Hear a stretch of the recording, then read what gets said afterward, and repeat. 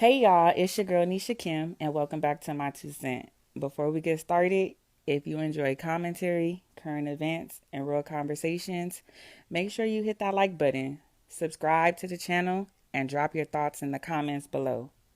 It really helps the channel grow and lets me know what content y'all want to see more of. Now, today's video is a little different. Joe McCann recently entered a public Clubhouse room hosted by Diah, where he spoke openly and answered questions regarding Ashlee Jenae. During the conversation, he shared his perspective and addressed a number of topics that have been circulated online. As of this recording, I have not seen this audio posted anywhere else, so I wanted to bring it here and allow you all to hear it for yourselves. Just a quick reminder, the statements you're about to hear are Joe McCann's own statements and opinions. This video is being shared for commentary, discussion, and informational purposes. I encourage everyone to listen carefully, think critically, and come to their own conclusions. And with that being said, let's get into it. His profile, hold on. It should be in the others in the room. Oh, there he is. Okay. So I just invited you, Joe. There you go. Hey, Joe, how you doing? I'm all right, about as best as I could probably be right now. Yeah, I understand. And first and foremost, I want to just say I extend my heartfelt condolences to you, regardless of the situation. I am one of the people that did know Ashlee. This was a platform that she spent time on. So a lot of us are familiar with her from just game rooms or just regular rooms, her modeling stuff like that. And obviously, What's crazy is, so I mean, I knew about Clubhouse back in COVID because I knew some of the founders and the investors in the app because it blew up during COVID.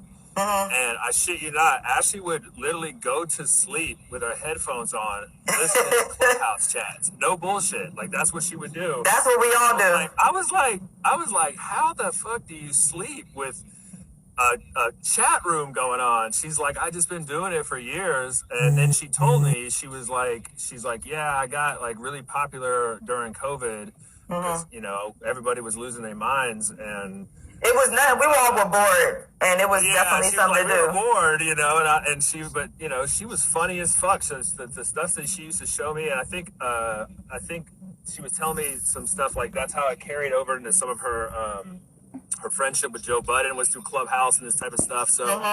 I mean, even my avatar image is literally from like years ago because I haven't opened this app since. And the irony being that I'm back on it now because this is a platform that she used is, it's bittersweet to say the least. Yeah, it's like a full circle moment for you. Yeah, and it's like I said, like, this dude from Atlanta was texting me or messaging me on Instagram. And yeah, that's B Rich. He's a person over here. You ain't gotta be rich. No. Yeah. I'm saying he was messaging me this morning, and we were chatting back and forth, and then he was telling me about the Clubhouse thing, and I'm headed to the doctor right now. So when I was over in Zanzibar, I almost died. I actually had to be rushed to the hospital due to basically imminent risk of heart attack, organ failure, and stroke. And no! I'm having to rehab my heart, like. Yeah, it was basically after. Was that from stress from what was going on? Yeah, so in essence, like you could imagine, the experience itself was extremely traumatizing, but then it was a series of traumatic events after that. So, one of them being like, they literally told me I have to attend her autopsy, and I was like, what? Like, that's, you know what an autopsy is? They were telling me, like, you're going to have to stand in there while they do it. I was like, it just crushed me. And then when the media narrative stuff came out that, unfortunately was not true, the impact on my stress got so high that it literally almost killed me. So, I've been having to rehab my heart and my cardiovascular system basically like almost every day. That's why I'm going to a doctor on a Saturday. So I don't have a lot of time, but I'm here now. Okay.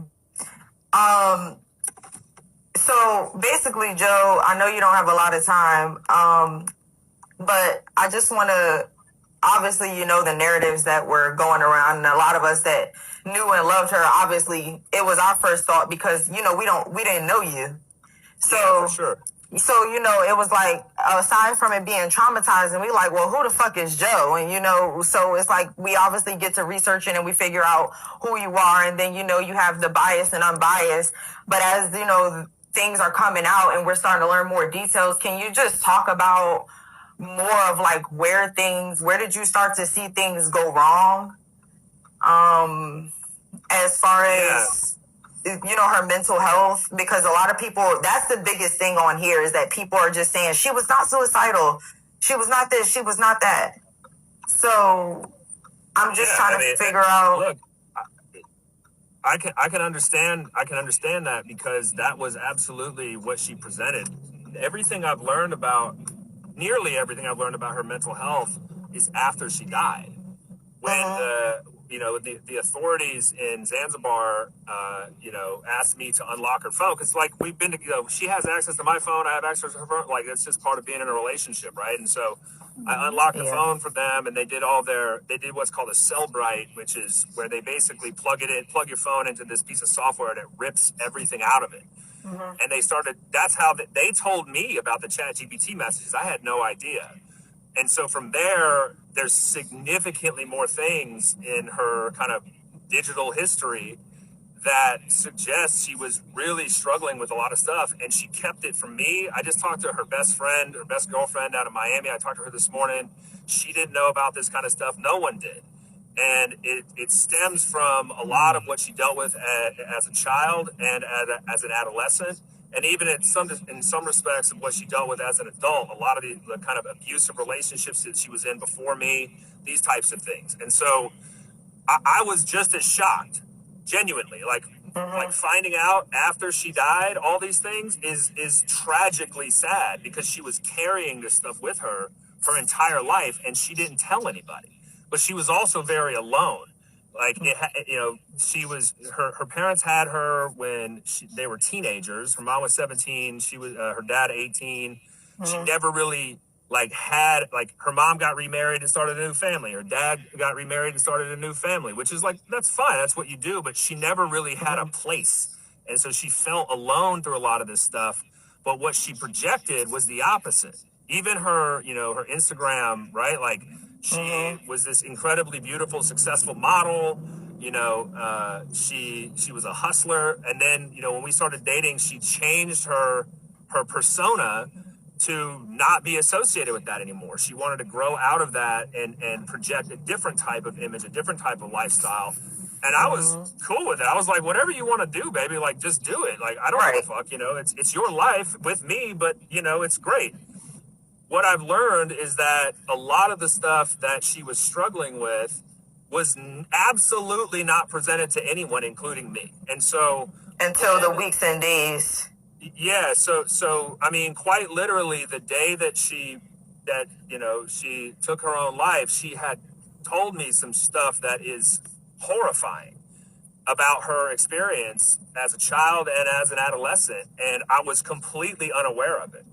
And when we were on our snowboarding trip prior to that, I had never seen her behave this way. I genuinely thought at the time, I'm like, I know she's really upset about the news she got from her doctor, but I didn't at any point think that this was affecting her like it did. And so it was just, it's shocking. I don't even know how to explain what I experienced when we were on the snowboarding trip, except it was the same behavior that I saw the last few days that we were in Zanzibar.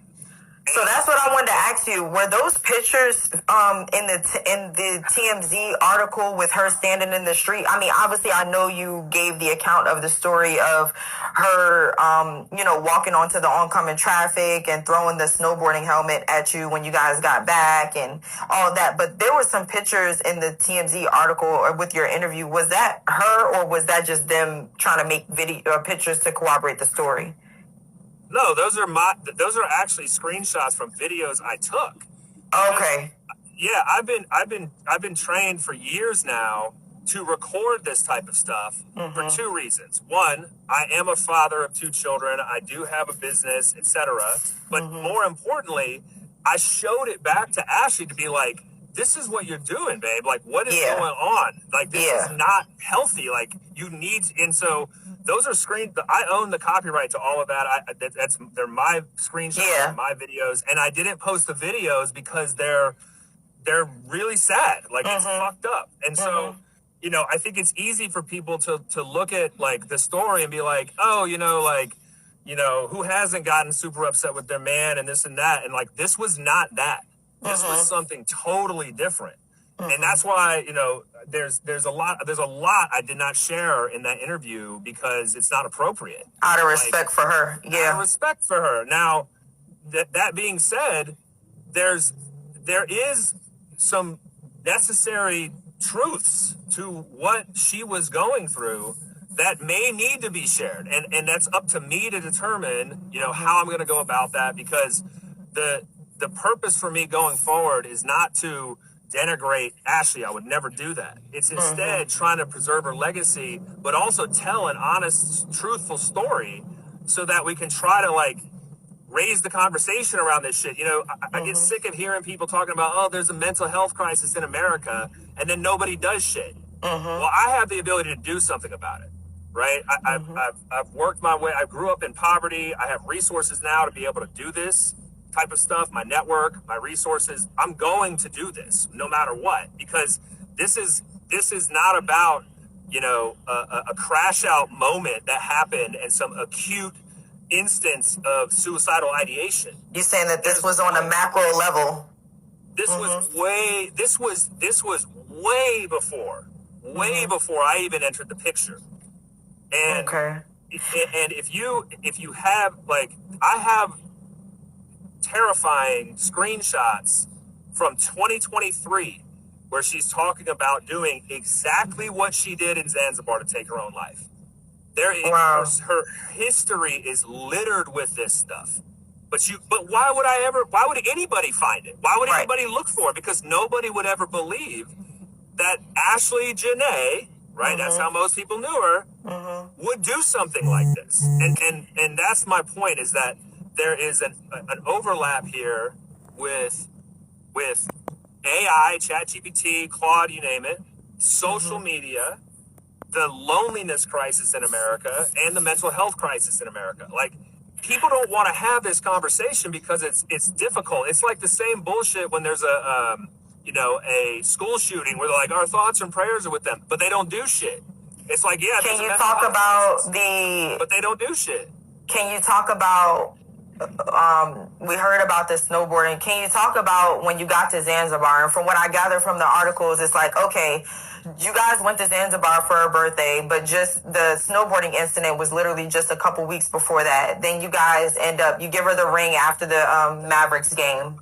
And then you guys get to Zanzibar. What was the argument that triggered when you guys got to the beach and you were like, you know what, you went to go pay for the bill? Like, what was, you said that you referenced several outbursts, and myself and other people were just like, well, what are the source of these outbursts? Like, was she just randomly going off? Like, what were the outbursts where you were just like, okay, this resembles the behaviors and reflects what was going on in the last trip as well? Yeah, I mean, it's literally like, it's so ridiculous, because what I'm about to tell you, you're going to be like, that doesn't make any sense. Like, literally, this is what happened. We get there on April 6th, and we show up to Zuri from the previous resort that we were at, Kalindi, and she's, I could just tell something was bothering her. And I was like, what's going on? And I was like, are you hungry? She's like, yeah, I'm a little bit hungry. I'm like, all right, let's go get some lunch. So we go to the restaurant on the beach.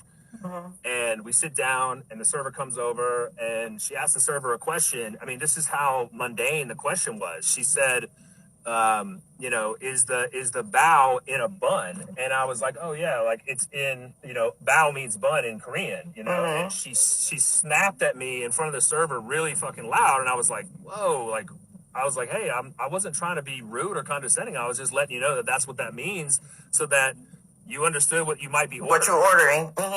Yeah, that's it. Yeah. But that was the same type of stuff that was popping off when we were in Bend, and then it just carried over for days after that.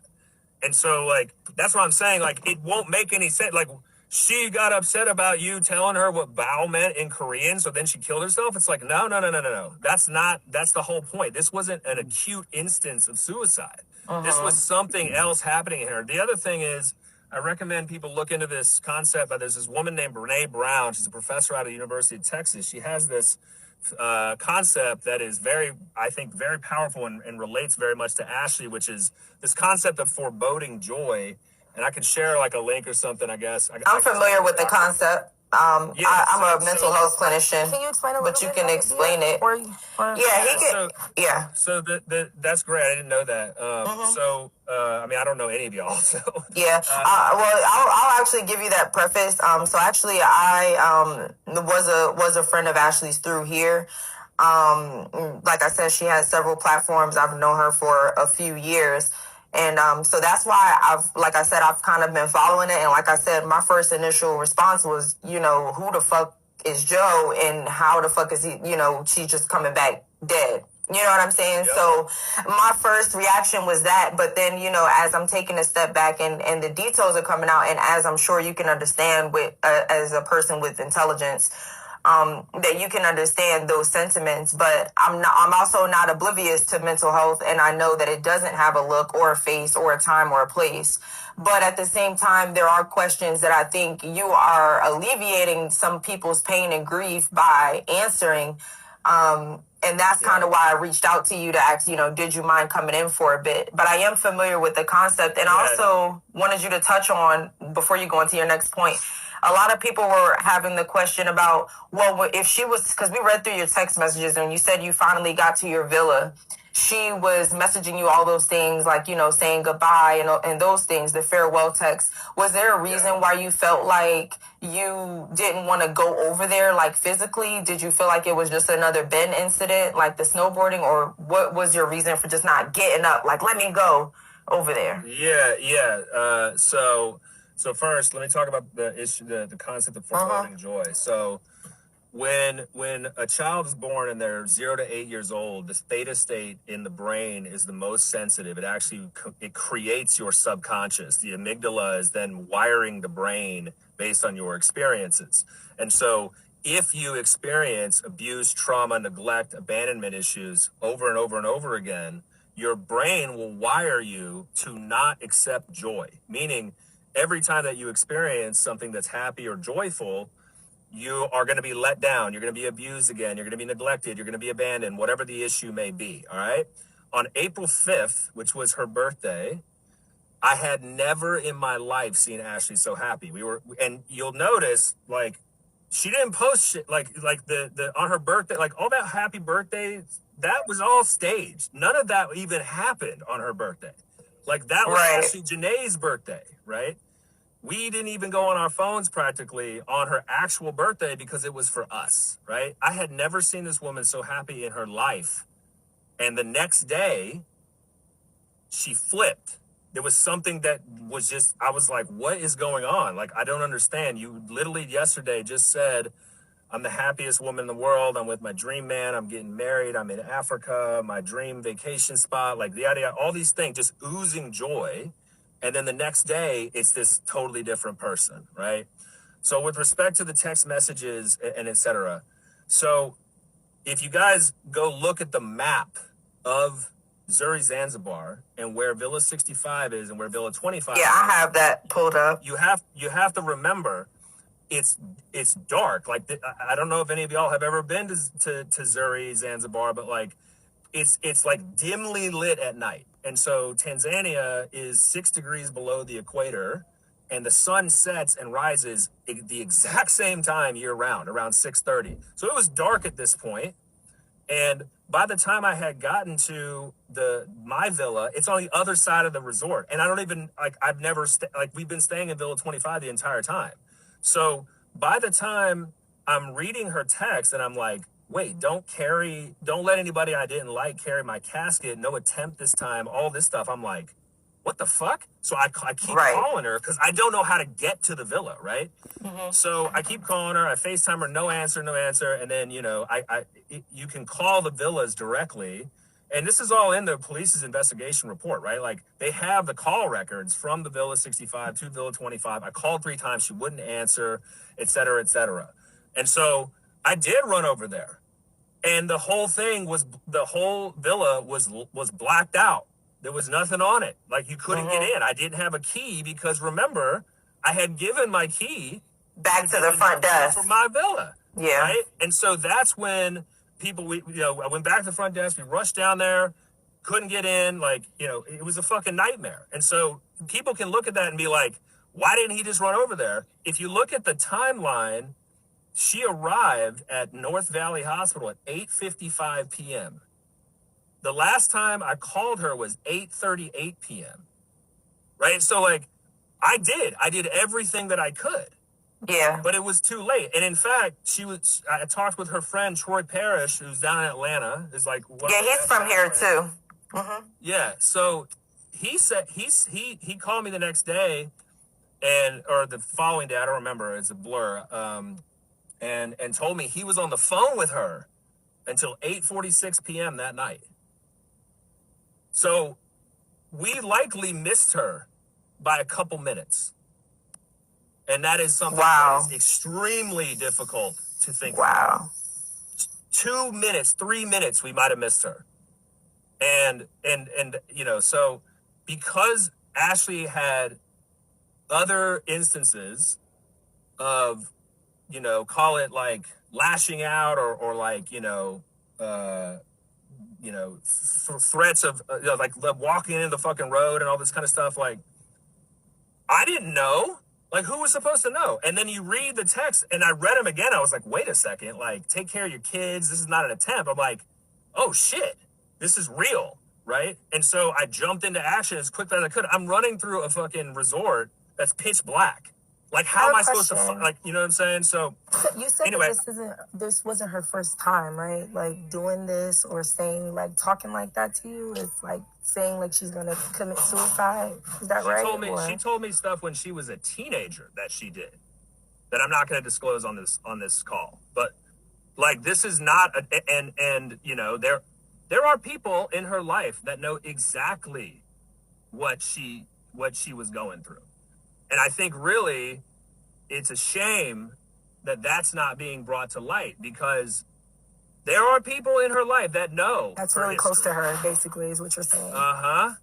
And so, listen, I gotta go because I'm already late for my doctor's appointment. No, I appreciate you for even taking the time. But like, I really gotta go. So, quick question before you leave, Joe.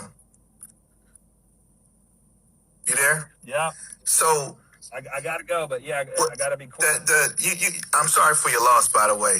But after the fact, what's the deal with the wedding ring and you not attending, you're not showing up at the funeral? You think they did that to paint a picture of you in that type of light? Did you not read the interview? Like, my priority was to No. No one. I never heard from her parents. Not once after April 10th. They didn't. So this idea that I wasn't invited, they never contacted. They didn't ask you for no. They didn't ask you for no funds or nothing. They just wanted to go the GoFundMe route. They didn't. They tried to make you look like shit in the media, Joe, and that's not cool. You think I don't know this? Yeah, that's not cool. Let me explain something to you. I spent hundreds of thousands of dollars over there trying to save her life, as well as my own security, because I was constantly under death threat. Right? I spent almost $12,000 to get her a medevac. I spent another $10,000 at North Valley Hospital. I paid for everything. And there's records of this. It's all in the investigation reports. I have all of this. So the idea that, like, you know, let me be super clear. When Ashlee passed, my priority was getting her home, period. Getting her home. What did I do relentlessly to get her home? Everything I could to do with the authorities, the U.S. Embassy, everyone. And they said, I was like, I'll pay for it. I'll do whatever. I just tell me what I need to do to get her home so she can rest. Right. And they're like, you're not next of kin, so you've done everything you can up to this point. And so furthermore, about her funeral, I then had to stay in Zanzibar because of the when her parents went on national and now international TV claiming this was suspicious, when her mom knows, her mom was on the phone with her when this. Yeah, I saw those messages. Yeah, I saw. Her mom knows. So the second that they did that, now all of a sudden, the original investigation from the local authorities gets elevated to the highest level of investigation for all of Zanzibar. It pulls in the Zanzibar Commission. It pulls in Tanzanian police force. It pulls in all of these other agencies, which extends the investigation. And that's why I had to stay even longer. So let's be super clear. No one communicated anything to me about a funeral. Would I have gone? That is so course unfair. I would have gone. Of course I would have gone. I was busy cleaning up the mess of the investigation that was extended because of the media coverage. The narrative is about race, wealth, and power. And don't think I don't know that. Of course I do. But that's why I was there for so long. I never got arrested. I never got detained. I voluntarily handed over my passport. I voluntarily handed over my phone. My DNA, everything, because I was like, whatever we got to do to get this investigation wrapped up, let's do it so that I can actually move on to the mourning process that no one is letting me do because I'm too busy dealing with protecting my own life in Zanzibar and getting Ashlee home. Dealing with the investigation, all of those things. So with that, I really thank you for the transparency. Thank you for the transparency. No, thank you. Hold on, y'all. Hold on. So thank you, Joe, for coming. I appreciate you even coming just to shed that little bit of light. And we appreciate you coming through, and we wish you the best as you navigate the next. And we know. All right, y'all. And there you have it. You've now heard Joe McCann's own words from a public Clubhouse conversation that was hosted by Diah. Shout out to you, girl. I love to hear your thoughts. So head down to the comments and let me know what stood out to you most from this conversation. If you enjoyed this video and want more exclusive audio, commentary, and discussions right here on My 2 Cent, don't forget to like, comment, and subscribe. Make sure you turn on your notifications so you don't miss the next upload. As always, thank you for spending a little time with me today. And until next time, it's your girl, Nisha Kim. And that's My 2 Cent.